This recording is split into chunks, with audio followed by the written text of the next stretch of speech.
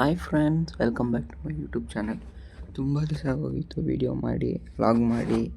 ಅದಕ್ಕೆ ಇವಾಗ ಮಾಡೋಣ ಅಂತ ಹೆಂಗೋ ನಮ್ಮ ಅಜ್ಜಿ ಮನೆ ಊರಿಗೆ ಹೋಗ್ತಾಯಿದ್ದೆ ನಾನು, ನಮ್ಮ ಚಿಕ್ಕಜ್ಜಿ ಮನೆ. ಸೊ ಅಲ್ಲಿ ಹೋಗಿ ಅಲ್ಲಿ ಹೆಂಗೆ ಕೆಲಸ ಮಾಡ್ತೀನಿ, ಟೈಮ್ ಪಾಸ್ ಮಾಡ್ತೀವಿ, ಮಜಾ ಮಾಡ್ತೀವಿ ಎಲ್ಲ ನೀವು ನೋಡಿ ಗೈಸ್. ಎಲ್ಲ ಇವಾಗ ನಾವು ಹೋಗ್ತಾ ಇರೋದು ತರೀಕೆರೆ ಅಂತ. Tarikere full Malenadu guys.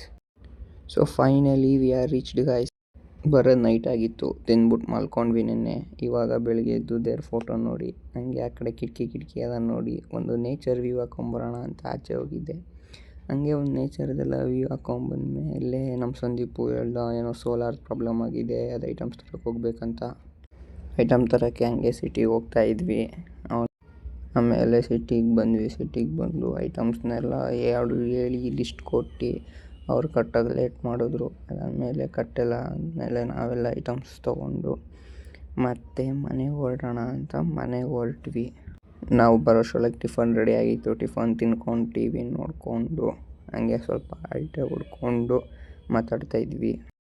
ಆಮೇಲೆ ಹುಲ್ ತರೋಕೆ ಹೇಳಿದ್ರು ಅಂತ ನಾನು ಗಾಡಿ ಸ್ಟಾರ್ಟ್ ಮಾಡಿಕೊಂಡು ಹುಲ್ ಕೊಯ್ಯಕ್ಕೆ ಹೋದೆ.